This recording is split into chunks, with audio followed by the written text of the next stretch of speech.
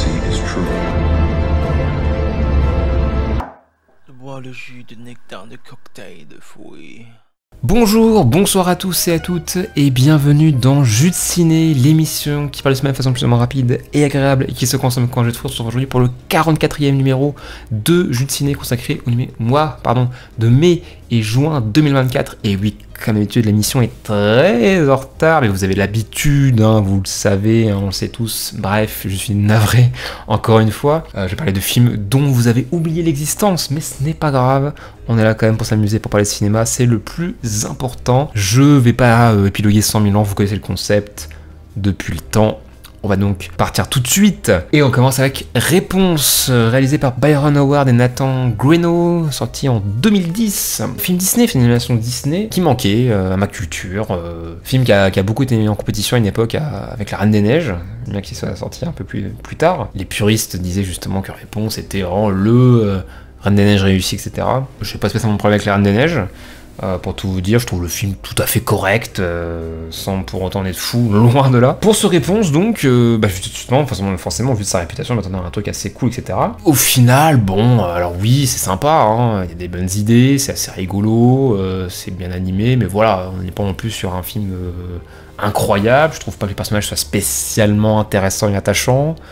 Je trouve pas que ce soit spécialement passionnant à suivre. Voilà, c'est pas spécialement mal écrit non plus, c'est assez classique dans son déroulement. Mais c'est pas désagréable à regarder, voilà. En termes de chansons, alors oui, bon... alors après je l'ai vu en VF, hein, bon, voilà. C'est toujours un peu qui tout double, mais non, bon, la VF est très bonne. En termes de chansons, ça va. Après, je suis loin d'être fou des chansons de Disney en général. Enfin, j'aime pas quand ça chante, globalement. Ça dépend, attention, je dis pas du tout que je suis contre l'économie musicale. Attention, pas du tout. Mais voilà, mais j'avoue que j'ai du mal avec les chansons Disney. En règle générale, surtout les récentes. Alors peut-être que j'ai pas vu les bons films, hein, c'est possible aussi. Ça pour dire que je trouve le film pas mal du tout. Est-ce qu'il m'a sa réputation? J'irai peut-être pas jusque là, mais c'est un film agréable, voilà. Mais j'en suis pas fou non plus. Je trouve qu'il y a absolument rien de révolutionnaire. Je trouve pas le film spécialement brillant. Je trouve pas le film spécialement drôle. C'est sympathique, mais ça s'arrête un peu là pour moi. On change totalement de registre avec Rashomon, sorti en 1952. Akira Kurosawa, les réalisateurs légendaires du Japon, et c'était mon tout premier Kurosawa, ce Rashomon. Et figurez-vous qu'on va pas vraiment en parler, en tout cas pas beaucoup, ici, dans cette émission, parce que, et attention, je vais introduire un peu un nouveau truc dans le jeu de ciné. Juste pour me passer un peu le contexte, il faut savoir que je passe souvent beaucoup de temps à enregistrer ces émissions, souvent plus d'1 heure. Alors forcément, vous dans mon final, vous ne vous rendez pas compte parce que justement je coupe énormément de choses, parce que je me répète beaucoup, je suis pas très bon en impro, donc j'essaie vraiment de rendre ça le plus fluide possible et le plus agréable à écouter pour vous, mais ça me prend du temps. Ça explique aussi en partie le retard de ces émissions, et donc justement je vais essayer d'alléger un petit peu le travail pour quelques films dans cette émission et dans les prochains numéros, je pense. Je vais vous renvoyer vers une autre émission, tout bêtement, une émission que je pense vous connaissez si vous suivez un peu ma chaîne, parce que j'en parle déjà régulièrement dans cette émission. C'est le Cinéflorg de ce cher T-Florg, évidemment, un streamer, mais avant tout un ami, bien sûr, que je salue s'il m'écoute. Donc voilà, donc une émission de cinéma qu'il fait tous les mercredis soirs à 22 h sur sa chaîne Twitch. Tous les liens seront en description, évidemment. Donc là, il revient sur les films qu'il a vus et sur l'actualité cinéma, et je suis régulièrement invité dans cette émission pour justement parler de films que j'ai vus, et notamment, c'est encore mieux si on a vu tous les deux le film, comme ça on fait souvent des débats, etc. Et donc voilà, je me dis, quel intérêt de répéter ce que j'ai pu dire dans le Cinéflorg ici, avec en plus un ressenti beaucoup moins à chaud que sur Cinéflorg, parce que là, pour tout vous dire, voilà, Rashomon, je l'ai vu le 4 mai 2024, et là on est fin juillet, forcément, j'ai plus tout le film en tête totalement, quoi. Même si que j'ai aimé le film ou pas, c'est forcément, il y a trop qu'on oublie. Donc je pense que c'est quand même plus pertinent d'avoir un avis un peu plus chaud, et un peu plus complet en plus, parce que là j'ai moins de remords entre guillemets à aller un peu plus loin dans le sujet. En plus, il y a forcément des fois échange avec T-Florg, donc c'est encore plus intéressant, ou même les gens du chat, etc. Donc pour ce film-là et pour d'autres, au fur et à mesure de l'émission, et dans les prochains numéros, quand le cas se présentera, je vous renverrai donc vers l'émission Cinéflorg, où donc on parle du 10 film. Donc voilà, juste malgré tout, résumé très rapide de mon avis sur Rashomon. Donc c'était mon tout premier Kurosawa, et je l'ai trouvé vraiment bien. Je suis pas fou du film non plus, parce que je trouve qu'il y a quand même quelques défauts, il a pas toujours très bien vieilli, mais je trouve que c'est très bien réalisé. Je trouve que en termes de narration, c'est très solide. En même temps, c'est un film qui a inventé entre guillemets l'effet Rashomon, le fait de raconter une histoire sur différents points de vue. Alors je sais pas si c'est ce film-là qui l'a inventé, mais en tout cas c'est un film qui l'a popularisé, ce mode de narration. Donc voilà, c'est une référence du cinéma absolu. Kurosawa est un grand metteur en scène, Ça m'a donné envie de voir d'autres films de Kurosawa, évidemment. Très beau aussi, techniquement. En tout cas, je trouve que visuellement, ça a très bien vieilli. Déjà, pour un avis plus détaillé, donc je vous renvoie vers la Cinéflog. Les liens seront évidemment en description. Et je vous recommande évidemment également de regarder Cinéflog, bien sûr, une excellente émission. Et je remercie Cinéflog encore une fois ici de m'inviter très régulièrement sur l'émission. C'est toujours un plaisir d'y participer. Prochain film, Kung Fu Panda 4, réalisé par Mike Mitchell et Stephanie Steen. Cela faisait plus de 10 ans qu'on n'avait pas eu de Kung Fu Panda au cinéma. J'avais parlé des 2 et 3 dans l'émission d'avant, me semble-t-il. Justement, je les avais rattrapés parce que je savais que Kung Fu Panda 4 arrivait bientôt. J'avais beaucoup aimé le premier Kung Fu Panda, pour le coup, lui, j'ai vu dans ma jeunesse. Les 2 et 3, je les ai trouvés très cool aussi, de très bonnes suites. Qu'en est-il de ce 4e film ? Eh bien pour moi, c'est le moins bon de la saga. Très clairement, c'est le moins inspiré, le moins intéressant. C'est pas mauvais pour autant, j'ai passé plutôt un bon moment, mais il faut avouer qu'il y a d'énormes faiblesses dans ce film-là, beaucoup de difficultés à se renouveler globalement dans ce que ça raconte, le fait de faire revenir d'anciens personnages, il y a un côté presque un peu multiverse par moment, à la Marvel un peu défaillant, je trouve que c'est pas très bien écrit, ça se permet beaucoup de facilité, les personnages sont pas spécialement attachants et intéressants, il y a de grosses lacunes, ça reste agréable à regarder, c'est très bien animé, il y a des séquences d'action assez réussies. Mais voilà, faut quand même avouer que ça a un peu été quand même une douche froide, le film est loin d'être bon, il est toujours sympathique, et c'est dommage parce que moi j'avais vraiment hâte de revoir un Kung Fu Panda en salle, j'étais premier degré assez intrigué, et au final le film n'est pas spécialement réussi je trouve, un vrai sans plus quoi. Civil War, réalisé par Alex Garland, qui est aussi une attente. Alex Garland, qui est un metteur en scène que j'aime bien, qui avait réalisé notamment Ex Machina, Annihilation ou encore Men assez récemment. 3 films que j'ai bien aimés. Et donc pareil, Civil War, j'en parle dans un cinéflorg, ça alors, encore il faut le dire en description, mais très rapidement, j'étais un peu déçu par Civil War, pour tout vous dire, parce que je trouve que le film n'arrive pas vraiment à nous attraper avec son sujet. Je trouve qu'il y a un côté un peu trop éparpillé, le film va raconter trop de choses à la fois. C'est un film qui entend dénoncer quelque chose et en même temps ne le fait pas. C'est un film qui est courageux et en même temps très peureux. Il y a une vraie dichotomie en fait constamment dans ce film là. C'est plutôt bien réalisé, ça joue bien, mais il y a un manque d'implication je trouve. C'est pas assez impactant. Il y a 2-3 séquences trio volées comme ça qui sont assez réussies, mais sans jamais aller assez loin et sans jamais vraiment marqué durablement. Donc voilà, encore une fois, un avis plus détaillé dans le cinéflorg, mais j'avoue que j'ai pas été emporté. C'est un film quand même que je trouve vraiment pas mal. J'attendais mieux, j'avoue, de la part d'Alex Garland. Voilà.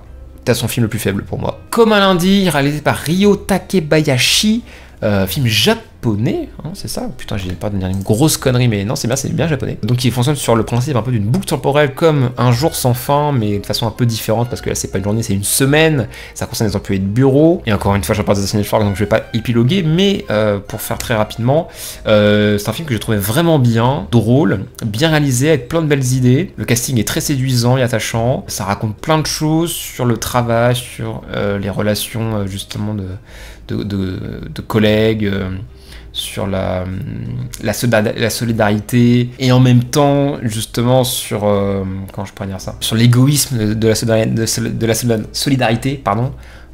C'est plus parlant quand on voit le film. Encore une fois, voilà, je reviens un peu plus en détail dans le cinéflorg sur ces sujets-là, mais voilà. Honnêtement, je trouve le film vraiment réussi. Une bonne surprise. Voilà, que c'est comme un lundi, par un grand film, mais vraiment une bonne surprise. Que je vous recommande. La planète des singes, le nouveau royaume, réalisé par Wes Ball, un nouveau La planète des singes après l'excellente trilogie des années 2010, avec notamment les films, les deuxième et troisième films réalisés par Matt Reeves. J'ai toujours pas vu les premiers Planète des singes, c'est une catastrophe, je sais, mais je me rattraperai un jour promis. En tout cas voilà, ce nouveau Planète des singes 2024 de Wes Ball, donc qui avait réalisé la trilogie Le Labyrinthe, qu'est-ce que ça vaut? Eh bah c'est pas mal du tout, mais c'est pas non plus... Il manque quelque chose encore une fois, c'est pas encore un film qui a vraiment volonté de nous marquer, c'est techniquement très solide, sans pour autant, selon moi, être aussi techniquement bluffant que les films précédents, notamment encore une fois les deuxième et troisième films de Matt Reeves, qui vraiment je trouvais en termes d'effets spéciaux étaient vraiment arrivés à un level assez haut. Là c'est quand même globalement bien produit, c'est bien fait, il n'y a pas de problème avec ça, c'est plutôt bien réalisé, Wes Ball n'est pas un manche selon moi. Je trouve que la trilogie de Labyrinthe, visuellement parlant, se tenait plutôt bien, c'est plus en termes d'écriture que ça pose des problèmes, mais je trouve que visuellement parlant, les films se tenaient bien. Et là c'est le cas aussi. Les nouveaux personnages sont très intéressants, il y a une volonté de... Voilà, bah du coup c'est plus ou moins... C'est une suite slash reboot. Il y a une idée vraiment de relancer un peu l'univers des nouveaux personnages avec une temporalité un peu différente, etc. J'aime bien la dynamique qui se crée par moment. Le film reste parfois un peu long, pas toujours impactant, avec des personnages pas forcément aussi charismatiques que dans la trilogie précédente. Mais c'est un bon début, ça donne encore envie de voir la suite. On espère un peu plus de punch, un peu plus d'ambition peut-être aussi. Un film un peu sage, je trouve qu'il lui manque ce petit truc en plus, selon moi. Un film honnête. Voilà, c'est déjà pas mal. La Malédiction, l'origine, réalisée par Arkasha Stevenson, film d'horreur qui m'intriguait pas mal, je dois dire.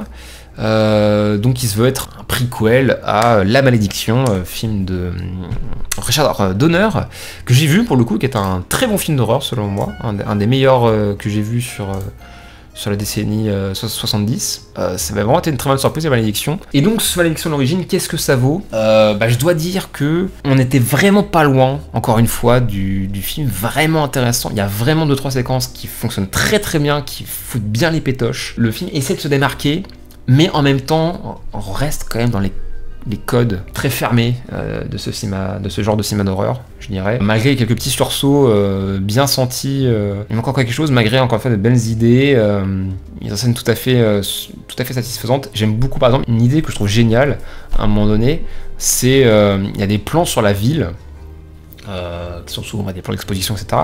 Mais là, la musique est quand même globalement assez angoissante, il faut le dire aussi. En fait, il y a des moments où il y a des espèces d'énormes chœurs symphoniques, machin, enfin des voix un peu de soprano, etc. Très symptomatique de ce genre de film. Mais en fait, là, l'idée qui est géniale, c'est que au rythme de ces voix-là, la caméra va commencer un peu à bouger en tous les sens, enfin, à faire des espèces de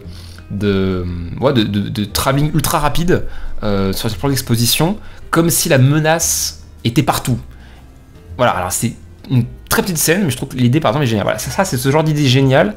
Mais il y a malgré tout encore des trucs très codifiés, etc., qui sont un peu pénibles, mais globalement ça fonctionne quand même plutôt bien. Pareil, le problème c'est qu'aussi ça va forcer sur le côté, on est un prequel, notamment avec la fin, donc ils sont obligés de nous expliquer que tel truc va amener à tel truc pour raccrocher les wagons. Ça c'est toujours extrêmement lourd et vraiment la fin n'échappe pas à la règle et vraiment qu'est-ce que c'est dommage. Il y a quand même une volonté un petit peu d'être un peu au-dessus de la mêlée, ça y arrive pas totalement, mais rien que pour ces quelques très bonnes idées, je recommanderais le film. C'est un film encourageant. C'est un film encourageant en tout cas, qui je pense est un peu plus haut quand même que la moyenne des films d'horreur américains, un peu décevant mais encourageant. Le deuxième acte, réalisé par Quentin Dupieux. Encore ce cher Quentin Dupieux après Dali, seulement 3-4 mois après Dali. Le mec n'arrête pas, il n'arrêtera jamais. Je vais pas encore une fois m'éterniser puisque j'en parle dans un ciné-florgue. Mais pour faire très rapide, et je vais peut-être vous surprendre, c'est un des Dupieux que j'ai le moins aimé de sa filmographie. Je sais pas, ça m'a même été un peu déçu pour tout vous dire. En fait, un peu comme le film précédent, je trouve qu'il y a des idées de génie, mais noyés dans un truc plus classique et qui m'ont pas vraiment convaincu. Ça fait très film de petit malin. Et là où en général j'aime quand il fait ça, là je trouve que il y a presque un peu de foutage de gueule par moment. Pourtant c'est toujours très bien réalisé, le casting est génial, mais là il y a un truc qui a pas pris chez moi sur ce coup-là. Le film encore une fois veut raconter trop de choses et pour moi n'arrive vraiment pas à se démarquer sur toutes les thématiques qu'il veut traiter. Reste 2-3 éclats de génie, encore une fois, par-ci par-là. Mais, et encore une fois, le film est trop long ou trop court, on sait pas. Non, j'ai pas été particulièrement convaincu. Autant j'avais adoré Dali, là il y a un truc qui a pas pris chez moi. Peut-être, M. Dupieux, envisagez peut-être d'espacer un peu plus vos films, peut-être. Là, je pense qu'on a un petit peu arrivé au bout d'une logique de 2 films par an, machin. Alors c'est très cool, machin, mais peut-être un petit peu plus concentré, un peu plus recentré sur ce qu'on voulait nous dire, un peu plus ambitieux peut-être dans ces prochains films, je sais pas. À voir les prochains, hein, mais là, sur celui-là, je commence un peu à m'inquiéter que la formule Dupieux commence un petit peu à s'essouffler. C'est pas encore un mauvais film, hein, loin de là, j'ai quand même apprécié le visionnage. Avertissement, on va dire, sur ce film-là. Et là, putain, j'ai fait un avis comme si je n'avais pas parlé dans le ciné-florgue, j'en parle dans un ciné-florgue, je vous revois vers un ciné-florgue aussi pour avoir plus de détails, évidemment. When Evil Lurks, réalisé par Demian Rugna, je ne sais pas du tout comment prononcer, je suis désolé, film argentin qui avait un peu fait parler de lui quand il est sorti, notamment du fait de sa grande violence présumée, et il est sorti en salle, on peut remercier ESC Distribution pour ça, histoire un peu de virus si on veut, enfin c'est pas exactement ça, mais il y a un côté un peu, enfin il y a une histoire un peu de possession, etc. Bref, ça paraît très classique dans l'idée, mais encore une fois, alors Le film est vraiment très fragile, notamment dans sa seconde moitié, mais il y a des putains de scènes dans ce film. C'est un film qui a pour une fois l'audace d'aller loin, de ne pas épargner ses personnages, de pas mâcher ses effets. Effectivement, c'est très violent, il y a vraiment des moments qui sont... faut s'accrocher un peu, c'est bien réalisé. Encore une fois, la première moitié est un peu originale, ça essaie vraiment de raconter les choses un peu différemment, ça se redirige vers un truc un peu plus classique dans la seconde moitié, mais vraiment la première moitié, il se passe vraiment quelque chose, quoi. Il se passe vraiment quelque chose, on est vraiment impliqué, on est vraiment dedans, et je dois dire qu'il y a vraiment des moments qui m'ont bien accroché. Le film est pas sans défaut, loin de là. Pour tout dire, j'ai mis un 7, c'est un petit 7 malgré tout, attention, parce qu'encore une fois, le film est fragile.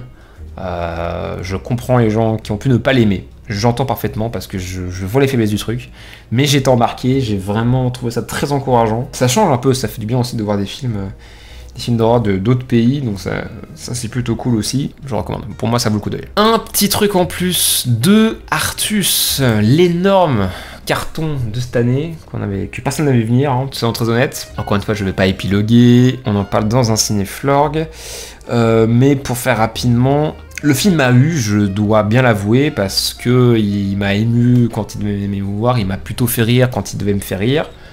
Mais par contre, en termes de cinéma, c'est proche du zéro. C'est quand même très maladroit dans son écriture, très souvent. Mais il y a une énergie communicative, il y a plein de bons sentiments qui fonctionnent et ça me fait chier. Je me suis fait avoir comme un bleu sur plein de trucs par rapport à ça. Et pourtant, le film a vraiment plein de défauts, mais j'ai été indulgent. Voilà, dans le cinéflorgue, Cinéflorgue notamment est vachement plus critique, donc c'est intéressant de... Je pense que notre débat est intéressant. Voilà, plus de détails dans le cinéflorgue, mais succès mérité, je sais pas, mais en tout cas, il a plutôt réussi son coup, Artus, il faut le dire. Après, par contre, en termes de mise en scène, vraiment, c'est quasi zéro, quoi. C'est pas spécialement mieux réalisé que la majorité des comédies françaises, hélas, mais au moins, il y a une énergie communicative. Ça essaie un peu de raconter autre chose, même si encore une fois ça peut... Il y a certains trucs encore très codifiés qui viennent un peu gâcher le tableau dans l'écriture, mais pourquoi pas. Rokia, réalisé par Saïd Belktibia. Alors celui-ci, je vais tout vous dire, hein, je parle que de lui dans cette émission, c'est terrible. C'est un film que Tifa m'a recommandé, alors pas moi spécialement, mais en tout cas, c'est un film qu'il avait beaucoup aimé, et donc je me suis dit que j'allais tenter le coup. Parce qu'il avait beaucoup aimé, en plus film de genre français, en plus avec Golshifteh Farahani que j'aime beaucoup, donc je m'étais dit pourquoi pas. On parle dans un cinéflorgue, mais pour faire très rapidement, j'ai pas du tout marché. Je trouve le film très maladroit, je trouve que le film s'éparpille beaucoup trop, je trouve que ça ne va nulle part, ça n'a pas du tout la gueule de ses ambitions, je dirais. Si tant est que le film ait de l'ambition, peut-être trop, je pense. Et quel dommage, pourtant, ça commençait pas trop mal, il y a de l'idée par moment, mais vraiment le film, pour moi... il y a vraiment des moments où il y a des non-sens complets. Très déçu parce que, encore une fois, les films de genre français, il faut les soutenir, mais là, vraiment, j'ai pas du tout marché, désolé. C'est pas une merde, hein, loin de là, mais c'est vraiment moyen. Et quel dommage. Encore une fois, plus de détails dans le cinéflorgue. Challengers, réalisé par Luca Guadagnino. Alors, celui-ci, j'ai été quand même très curieux de le voir, étant un grand fan de tennis. Je le pratique et je suis les professionnels de façon assez assidue. Donc voilà, j'étais quand même assez curieux de voir ce que pouvait donner un film un peu... cette espèce de triangle amoureux, enfin en tout cas on a vendu ça comme ça, ce triangle amoureux sous couvert de tennis. Qu'est-ce que ça vaut? Je dois dire que je suis assez mitigé, pour tout vous dire. Je trouve l'esthétique globale dégueulasse. Enfin dégueulasse. J'ai beaucoup de mal avec ces espèces de ralentis, avec l'OST. Je trouve l'OST très lourde de Atticus Ross et Trent Reznor, c'est ça? Pourtant, c'est des compositeurs que je trouve très bons, mais là, alors c'est peut-être que je pense que l'OST est très mal utilisé, de façon très redondante, et ça m'a saoulé, pour tout vous dire. Mais il y a une dynamique très cool. J'aime bien comment sont filmées les scènes de tennis. Il y a des idées en termes de mise en scène qui sont vraiment très sympas, et je pense notamment à cette espèce de caméra qui suit la balle par exemple vers la fin du film, ça c'est une idée géniale. Il y a quand même des moments qui sont entre guillemets rigolos, j'aime bien les métaphores qui sont faites, j'aime bien comment le tennis est utilisé pour représenter cette espèce de romance érotico-sexuelle entre ces trois personnages. Malgré tout, je trouve pas que ça joue spécialement bien, je trouve pas que ce soit spécialement inspiré, mais il y a quand même un côté assez jouissif par moment, qui n'est pas désagréable, donc voilà, c'est pas un mauvais film, hein, loin de là, j'ai plutôt apprécié, je suis loin de trouver ça génial, Mais c'est pas mal, c'est pas mal. Malgré tout, je pense quand même que ça vaut... c'est pas aussi bien que ce qu'on veut bien en dire. Mais c'est pas mal du tout. Buzz l'éclair, réalisé par Angus MacLean. Petit rattrapage, hein, plus ou moins, parce que c'est un film de 2022 Pixar que j'avais raté, qui était sorti en salle, lui, pour le coup. À l'époque où les Disney sortaient plus vraiment en salle. Et Pixar et Toy Story, enfin en tout cas dans l'univers Toy Story, donc je l'avais pas vu de façon assez étonnante, parce que bon, malgré tout je crache beaucoup sur Disney, mais j'aime beaucoup Pixar, et notamment Toy Story. Et donc voilà, j'étais quand même assez curieux de voir ce que ça pouvait donner, ce Buzz l'éclair. C'est très basique. Là c'est vraiment Pixar à son plus bas, selon moi, c'est vraiment du Pixar qui se contente vraiment du minimum syndical. C'est pas désagréable, ça se suit bien, c'est plutôt rigolo. Après, l'intérêt du film est extrêmement discutable. C'est pas toujours très inspiré dans son écriture. Je suis pas fan de l'animation, mais c'est énergique, il y a un bon rythme, les personnages sont plutôt sympas. Voilà. Mais quand même, c'est très très très basique. Ça va pas bien loin.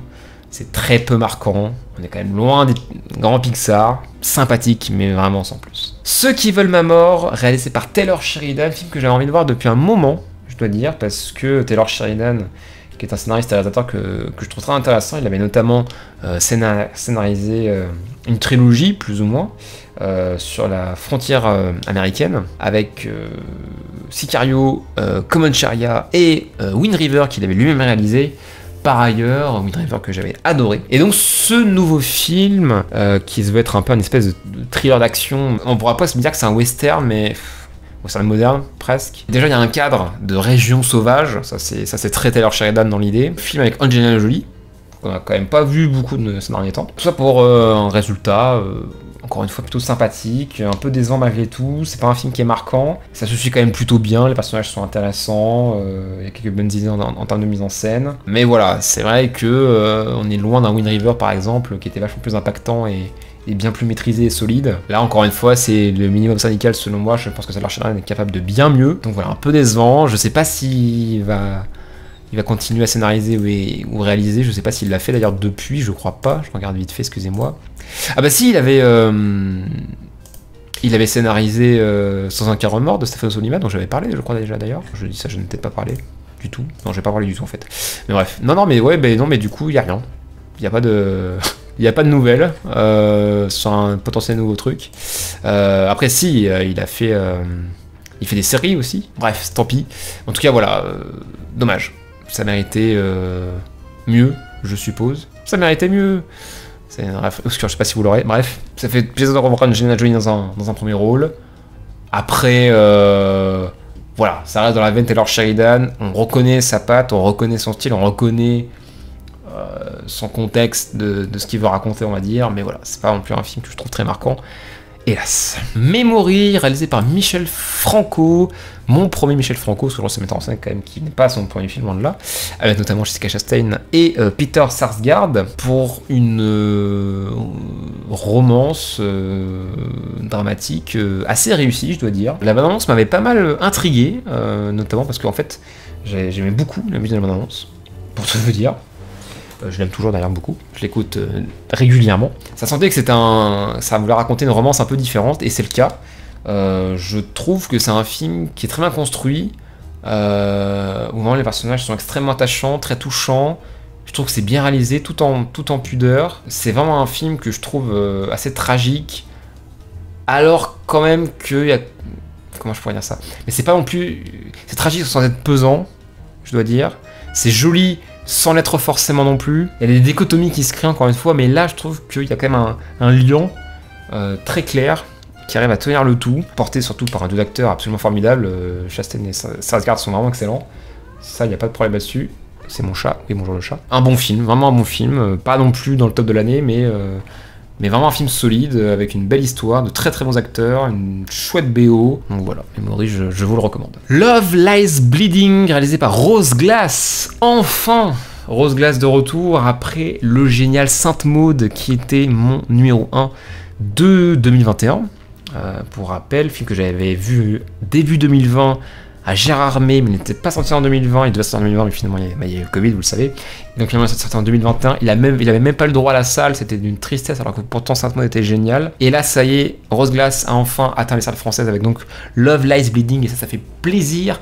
Que vaut ce nouveau film? Est-ce que la réalisatrice confirme? Eh bien, selon moi, oui, plutôt, et non pas le chien de Mickey. Excusez-moi, je suis obligé de la faire. Encore une fois, on en parle dans un cinéflog, donc je vous renverrai vers... Enfin, je vous renvoie vers cinéflog. Mais pour faire court, je trouve que esthétiquement, c'est super intéressant. J'aime bien le côté radical du film par moment. J'aime bien comment sont raconter les choses. J'aime bien la dynamique entre les actrices, enfin le principal en tout cas. C'est un film qui n'a pas peur du ridicule par moment, bien que parfois ça va peut-être un peu loin. La géante par exemple, sans trop en dire. Encore une fois, c'est le cinéphore pour plus de détails. J'ai mis 7, c'est un petit 7, encore une fois un petit peu comme Wayne Wilders, parce que je vois les faiblesses. J'ai pas été non plus subjugué, mais je trouve quand même qu'il y a des vrais moments solides et j'ai été quand même assez pris dedans. Je trouve que la tension monte bien crescendo et je trouve que c'est plutôt bien foutu, globalement. Donc voilà. La planète au trésor de John Musker et Ron Clements, le fameux film Disney sous-côté, oublié de tous alors que c'est un banger, qu'on a beaucoup mis avec Atlantide, l'Empire perdu, qui pour le coup fait partie de mes Disney préférés, hors Pixar, c'est vous dire. Parce qu'effectivement, Atlantide, l'Empire perdu est un chef-d'œuvre, enfin un excellent film sous-côté, pas assez reconnu selon moi, et c'est bien dommage. Mais c'est vrai que voilà, ça fait partie un peu des flops de Disney, un peu inexplicables. Je l'ai enfin vu, qu'est-ce que ça vaut? C'est bien. Je préfère Atlantide, mais c'est bien, c'est vraiment bien. L'univers est génial, les personnages sont très attachants. J'aime bien le côté non manichéen de l'ensemble. J'aime bien l'esthétique globale, les chansons sont plutôt réussies. Il n'y en a pas trop en plus, donc c'est plutôt cool. J'aime bien l'ambiance cyberpunk. Globalement, je trouve que c'est un film vraiment solide, qui se suit très bien. Voilà, de là à dire que c'est vraiment le chef-d'œuvre de Disney oublié, faut peut-être pas déconner, mais c'est vraiment solide, c'est un bon film, je suis content de l'avoir vu enfin. Et oui, tout à fait, si vous l'avez pas vu, ça mérite largement le coup d'œil, c'est bien plus intéressant que bon nombre de films d'animation Disney, ça c'est sûr et certain. Jurassic Park de Steven Spielberg, 1993. 2002 d'ailleurs, pour pas de sens, je l'ai pas dit. Et oui, je ne l'avais toujours pas vu, en tout cas en entier. Je ne l'avais jamais vu en entier.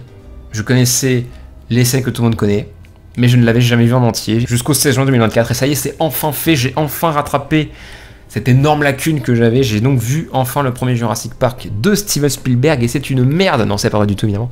Non, mais du coup, c'est un peu le problème avec ce genre de grand classique, que tout le monde a vu sauf toi, que tu découvres des années après, et où tu connais déjà certaines scènes, le plaisir de la découverte, le plaisir de la nouveauté, la claque, et bien malheureusement tu l'as pas forcément, c'est dommage. Reste que j'ai quand même trouvé le film très réussi, évidemment c'est un vrai bon film, c'est bien réalisé, la musique est géniale, le casting est génial, c'est plein de belles idées, c'est un divertissement de haute volée.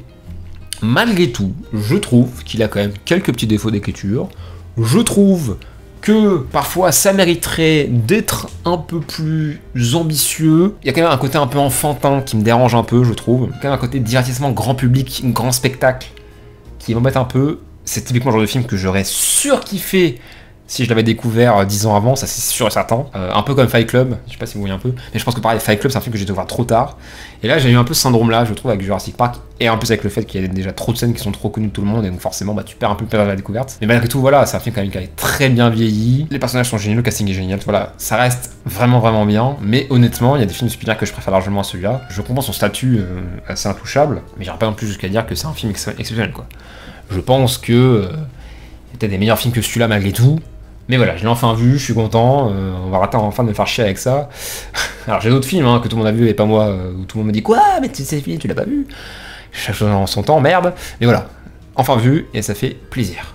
Merci, au revoir. Coco, encore un Pixar que j'avais pas vu, de Leon Critch et Adrian Molina, lui pour le coup qui avait une excellente réputation, Coco, et je l'avais toujours pas vu, mais comment cela se fait-il? C'est impossible. Et si je ne l'avais toujours pas vu? Et ça y est, c'est enfin rattrapé. Et, chose incroyable, j'ai pleuré. Non, sans déconner, mais tout le monde a pleuré devant ce film. Et effectivement, j'ai craqué aussi, j'ai versé la petite larmichette. Ils sont forts pour ça, ils sont très forts. Il y a vraiment que Pixar qui arrive à me faire chialer. Ils sont très forts pour ça, ces salauds. Au-delà de ça, je dois quand même avouer que j'ai pas trouvé le film incroyable non plus. Attention, c'est très émouvant, c'est drôle par moments, les chansons sont géniales, globalement. C'est bien animé, c'est bien réalisé, il y a plein de belles idées. Vraiment, c'est ultra attachant, ça se suit très bien. Mais il a quand même manqué, malgré les larmes, ce petit plus qui me fait dire « Ah ouais, là, c'est vraiment du grand film ». Mais je trouve que c'est pas assez marquant. Et pourtant, il y a eu les larmes, attention, hein, mais je trouve que il manque un truc. Ça aurait pu être encore plus puissant, en fait, peut-être, je pense, selon moi. Ça paraît difficile, hein. Je fais vraiment vieux con, jamais exigeant et jamais content. J'en suis navré. Il m'a manqué ce petit truc en plus, quoi, pour vraiment me dire putain, c'est vraiment génial, quoi. C'est un bon film, attention, c'est vraiment bien. Attention, c'est vraiment un bon Pixar, indéniablement. Mais j'ai pas eu ce petit truc. En plus, à chaque fois j'ai envie de le dire, c'est terrible, je suis un connard. Pardon. Artus, tu me saoules. Évidemment que c'est bien, hein, et j'ai chialé, donc je vais merde, quoi. Déjà, à part de là, je suis obligé de dire que le film est bien, parce que normalement, c'est parce que le film m'a eu. Donc voilà, mais c'est quand même pas le meilleur. Voilà, je comprends qu'il y ait plein de gens qui aient trouvé ça incroyable et que pour eux c'est un Pixar, un des meilleurs Pixar, si c'était le meilleur. Peut-être, encore une fois, là peut-être que j'ai quand même un petit peu perdu de mon côté enfance, peut-être, hein. Ça peut influer sur mon côté un petit peu pisse-froid, je l'entends. Mais bon, voilà. Coco, vraiment bien, mais pas excellent non plus, selon moi. Et on continue avec les Pixar, Vice Versa 2, réalisé par Kelsey Mann. Enfin la suite de Vice Versa, qui était pour le coup un excellent Pixar, des derniers excellents Pixar. Vice Versa 2, on en a parlé dans Cinéflog, donc je vais pas trop m'attarder dessus. Mais globalement, je trouve que c'est une bonne suite. En dessous du premier, certes, mais une suite vraiment réussie, avec plein de belles idées, drôles, inventives, même s'il y a quand même effectivement un peu redite du premier par moment. Il y a quand même pas mal de nouvelles idées, très cool. Je trouve que le film est toujours bien construit. Et j'aime bien le fait que ça se passe un peu, qu'il y ait plus de scènes dans le monde réel, entre guillemets, que ce soit un peu plus équilibré entre l'intérieur de la tête et point de vue classique, entre guillemets. C'est une bonne suite, loin d'être effectivement ce que c'était essentiel, je sais pas, mais c'est vraiment une belle suite. Et voilà, s'ils font un 3, essayer de voir avec une vraie nouvelle idée. Parce que là, ça peut peut-être faire un peu redondant quand même à la longue. Ça reste un concept génial à la base, mais il faut pas non plus trop l'exploiter. Je pense que ça peut quand même nuire à l'ensemble. Mais bon, voilà, encore une fois, Cinéflog pour plus de détails. Survivre, réalisé par Frédéric Jardin, film catastrophe français, mais oui, avec notamment Émilie Dequesne. Alors, un film très bizarre parce que la première moitié, ça a été tourné en anglais, je l'ai mis en VF. C'est très mal doublé. Je suis désolé de vous le dire. Et après, le film passe en français. C'était la bonne version, donc c'était mieux. C'est un film qui est très étrange, à la limite de la série Z, qui tente quelque chose, mais qui n'arrive vraiment pas à convaincre. J'en parle un peu dans un cinéflog, mais pour le coup, pas beaucoup, donc je vais quand même un peu détailler ici. Pourtant, merde, quoi, encore une fois, un film de genre français, il faut soutenir tout ça, mais j'aime bien comment ça utilise le hors-champ, j'aime bien comment ça essaye vraiment d'instaurer une ambiance, mais voilà, mais bon, c'est quand même ultra basique dans son écriture, c'est quand même plein de clichés qui s'enchaînent un petit peu sans aucune subtilité. Quand ça essaie un petit peu d'être un peu mouvementé en termes d'action, on sent tout de suite que c'est fauché, on sent tout de suite qu'il n'y a pas de budget. Ça se finit un petit peu en mode flemme de faire une vraie fin. C'est un film qui est très bizarre, qui s'invente des péripéties pour pas grand chose. Ils inventent un personnage muet quasiment, qui les poursuit, tu fais mais ça apporte. Donc bon, ouais, vraiment pas convaincu, et bordel, pourtant quel dommage, parce qu'il y avait vraiment l'idée, quoi. Il y avait vraiment l'idée, ça essayait vraiment de proposer quelque chose, mais hélas, non, c'est quand même très moyen, voire presque mauvais. J'ai même pas envie de dire à encourager, parce que ce major français mérite mieux, je suis désolé. Au moins il essaye. Malheureusement, c'est pas réussi. The Bike Riders, réalisé par Jeff Nichols. Film qui me faisait un peu peur, et pourtant j'aime vraiment bien Jeff Nichols. J'ai quasiment vu tous ses films, notamment Mud, qui est mon préféré, que j'aime beaucoup. J'avoue que là, ce côté, cette sorte de motard un peu, bon, c'est pas forcément un univers qui me parle tout de suite. J'étais pas spécialement emballé sur le papier, et il faut avouer que j'ai pas été totalement convaincu par le truc. Ça se voudrait pas que c'était un faux biopic qui se veut être un peu à la fois un regard de déconstruction vis-à-vis des motards, de la virilité, tout ça. Alors ça pour le coup c'est super intéressant, le fait qu'on ait un personnage principal féminin, le fait qu'elle a pas son point de vue, le fait que vraiment ça essaye vraiment de détourner un peu les codes de ce truc là, mais je trouve quand même que le film n'arrive pas complètement à assumer ce côté déconstruction, et du coup on en vient à beaucoup de scènes où vraiment tu suis des personnages qui sont vraiment pas du tout attachants, quoi. T'as pas envie de les soutenir, t'as pas envie parce que c'est des pourris, quoi. Et alors certes l'évolution va leur donner un peu raison, finalement c'est pas les pires, mais tu te dis quand même, suivre des mecs comme ça En termes de moralité, c'est toujours compliqué. Alors après, j'ai pas forcément parlé avec les personnages immoraux, attention, c'est pas ce que je dis. Mais je trouve qu'il n'y a pas grand chose d'effet pour qu'on vraiment on a envie de les suivre et de s'attacher à eux, malgré toute la volonté du monde, malgré quelques belles idées. Voilà, après le film est beaucoup avec de la voix off, j'ai beaucoup de mal avec la voix off, c'est vraiment pas un truc que j'aime dans le cinéma, globalement. Donc voilà, compliqué, vraiment pas inintéressant, attention, hein, c'est un film qui se suit plutôt bien, le casting est plutôt séduisant, mais... Après, le sujet me parle pas de base, donc peut-être que ça aide pas aussi, mais ça reste un Jeff Nichols très mineur, et bon, voilà, je vois pas trop pourquoi il a voulu raconter ça, peut-être que c'est une époque qui lui tient à cœur, peut-être que c'est un sujet qui lui tient à cœur, et ça, j'en doute pas là-dessus. Moi, j'ai pas été particulièrement investi dans ce film-là. Dommage, mais malgré tout, c'est quand même plutôt bien fait, attention. Et enfin, un ovni même total, j'aurais envie de dire, Les Pistolets en plastique, réalisé par Jean-Christophe Meurice. Et alors vraiment, celui-là... Et malheureusement, je vais pas épiloguer beaucoup parce que j'en parle dans un ciné-florg, mais alors vraiment, c'est un film qu'il faut voir parce que...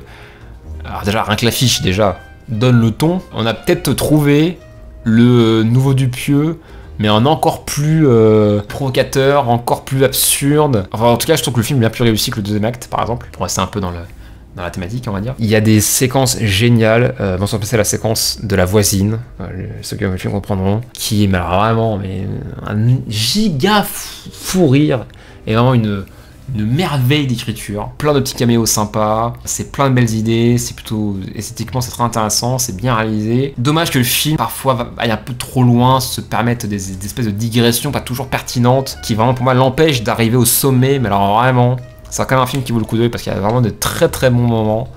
C'est un film qui est quand même assez audacieux, c'est un film qui a pas peur, qui va loin par moments, et ça fait du bien par moments de voir ça. Donc voilà, c'est vraiment très encourageant. Je vais vraiment suivre Jean-Christophe Meurice avec beaucoup d'intérêt parce que vraiment c'est très encourageant. Et encore une fois, je vais en voir un ciné-florg, on en parle un peu plus en détail avec Monsieur Tiflorg. Et c'est la fin de ce jus de ciné. J'espère qu'il vous aura plu. J'espère que vous n'êtes pas trop frustré d'avoir des envies un peu tronquées vis-à-vis du ciné-florg. Vous me dites hein, si vraiment ça vous embête ou pas.